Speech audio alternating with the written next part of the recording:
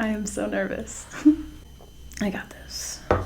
I have been getting into a really bad habit of right when I wake up, immediately doom scrolling and just kind of starting my day off with so much anxiety, overthinking, stress, future tripping. And last weekend, I went to grab my phone immediately right when I woke up, and instead I put it down, which was very hard, and I just started writing. I didn't even have my journal at the time. All I had was a pencil, and I found some flashcards, and I started writing a letter to myself, to the girl who I was 10 years ago from today, so back in 2015. And I'm gonna read it to you. My sweet Kelley, do you know it's been a decade since you were a freshman in high school, where you made a TED Talk at 15 years old that still haunts you to this day? A 5-minute video out there in the YouTube sphere that to this day you have not been able to watch fully without cringing and turning it off. That day reminds you of a little girl taking her first steps on a scary path of starting high school and becoming a woman, a path you knew you would have to take alone after mom passed. Back then, it was still so fresh. Not even 2 years had passed since you tragically and unexpectedly lost her. And when you were given a chance to speak on a stage about something that moves you, you knew with your whole heart that you wanted to honor your mom by sharing a piece of her story. I look back on this daunting task I gave myself and think that was a whole lot of heavy responsibility to put on a 15-year-old. But back then, having more weight on your shoulders than you ever should have carried felt normal to you. Growing up, you were the parent in a child's body, often taking care of your mom instead of the other way around. And when she decided to leave you behind, you carried the burden of not doing enough to make her stay. So fast forward to being 15, it was no question that you wanted to honor her and keep her beauty alive. You gave it your all by creating a message about if money can buy happiness, using your mom's incredible life story of coming from so little financially with 10 other siblings to becoming the first in her family to go to and graduate college. How even with no money, she worked her ass off to get there, and even inspired some of her younger siblings to do the same. At 15, you did your best to honor a mother you had just lost while creating an inspiring message. And when you got up on that stage, that perfectly crafted script completely left your mind. You did your best to remember parts of it here and there, but definitely not enough to tell the story and message you planned to share. Each section of word vomit came with you completely freezing on stage for what felt like forever, as your face got redder and redder. I have to shout out whoever edited that TED Talk video, because they cut out all of those painfully silent moments. And to you, person I will never meet, you are a real one. Wish I could have done that in real life. But when you got off that stage, the tears immediately began to flow. The shame you felt in messing up your mother's story added to the shame you already held of never being enough or never doing anything right, whatever that means. That girl that was so hard on herself for her first speech not being perfect is not so different from the woman who writes this to you 10 years later. Since getting off that stage, you searched for evidence that solidified you weren't enough. You saw that your body was bigger than the other girls you danced with as a kid, and you made that the reason that you would never be a good enough dancer like the other girls. You moved from dance to cheer in high school and continued to shame the way your body looked and made that the reason why the other girls on the cheer team wouldn't talk to you. When good friends came along, you pushed the good ones away. You only felt enough worth to be around people that you were able to serve. You stuck around people who needed rides once you got your driver's license. You were safe in feeling like the parent role taking care of others. And if you were ever put up to anything more than that, it never felt right to you. And I think that manifested in a lot of ways around you. I think growing up as alone as you did, it made sense to you when you graduated high school pretty alone. Once you moved into college, that hatred you've been carrying for yourself snowballed into something so big. Only drugs and alcohol could completely numb you from the feeling you had towards yourself and your worth. And the simple truth is you are so much more worth the shame you have been carrying for so long. You don't give yourself nearly as much credit as you should for stepping out of college to go take a year of your life to go get sober.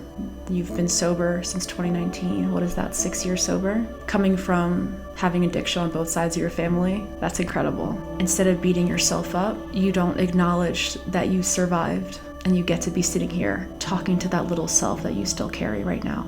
You stopped dancing, something that little Kelley, who was called Kelley Star, her biggest joy in life was going in her basement and creating dances and being that pop star. The girl who always thought she was destined to be Beyonce's backup dancer. But then through years of dance, cheer, gymnastics, exclusion from other girls, body not looking right, and by right I mean the ideal of that thin beauty standard that I felt like I could never achieve, you let that define you, and you still let that define you today. What I would tell yourself is the shame that you carry, not only is it not yours to carry, it's only going to snowball into bigger things that will hurt you in your life. You will only think you were good enough for toxic friendships. You will only think you were good enough for bad relationships or no relationships at all. You will only think you're good enough to eat poor foods that make you feel even worse, to relate to the feeling you have in your head. And the truth is, you need to be so proud of yourself. That little Kelley Star, not only did she make those performances, she loved to film everything. She loved iMovie. You carried that into your first year of high school, where you fell in love with your first YouTubers like Ingrid Nelson, who you copied everything in her routine. YouTube was such a source of comfort for you. And I pull up one of my manifestation journals. I will journal from the perspective of my dream self 10 years from the date I'm writing it. And pretty much on every day I write, let me see here. I love being a YouTuber. I love being a YouTuber, podcaster. I love helping others feel less alone in their struggles. I love being a YouTuber that is vulnerable enough to help others feel less alone in their struggles. I love being a YouTuber who helps others feel less alone in their struggles. It's pretty clear to me that this is my dream. I think I would end this letter with saying, your dreams don't change. You love to share your stories of the times you've struggled most and to turn that pain into purpose. That doesn't go away. When your high school had a film festival every year and you watched those videos in complete awe, that doesn't go away that you wanted to make videos and content and stories. All that matters is that I know you are enough. You have done things to prove that you are so resilient, and you deserve every dream you have. To hold on to this shame of never being enough, and really the perfectionism that you hold every minute that is keeping you from doing what you love, is going to keep you stagnant, and you are not going to be able to grow. So from 25-year-old perfectionist Kelley to a 15-year-old perfectionist Kelley, it is okay to make your mistakes. You don't need to be seen by others. Know in your heart how incredible you are and follow your dreams. You have been filming videos for the last 2 years. You'll go as far as editing them. You created a podcast in your car. You went back to your high school, the one spot that is probably the most triggering for you, and spoke about how you felt there and how exclusion had affected you for how many years afterwards. And with every video you film, especially the first video, it's never going to be perfect.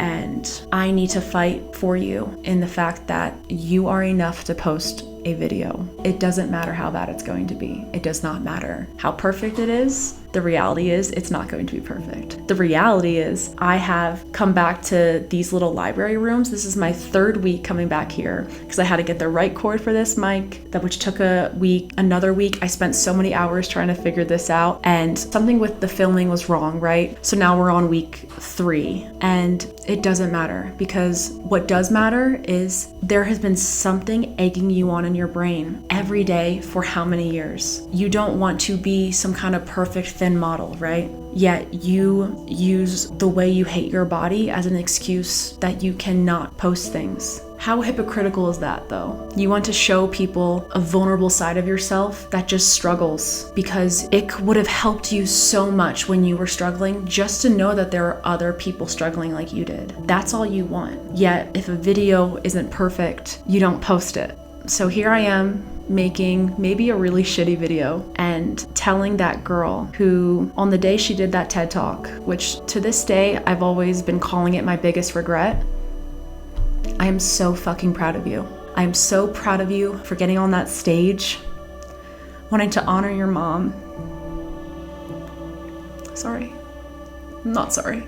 I'm proud of you for being the emotional person you are, and I cannot wait for you to share everything you've been wanting to share about your experiences with things like never feeling enough, sororities, popular girls, grief, addiction, being sober this long, being a woman, mental health, being diagnosed with so many different things and then undiagnosed, college, the list goes on. And I am just so proud of you for doing this. And even though this video took 3 weeks to even get the sound going, right? You're just gonna do it and you're gonna post it because this one's just for you. And you've wanted this for so long and you deserve it. And I love you. And I'm so excited for this journey. And I'm praying this was all recorded. I love you. And I'm so fucking proud of you. And that's all that matters.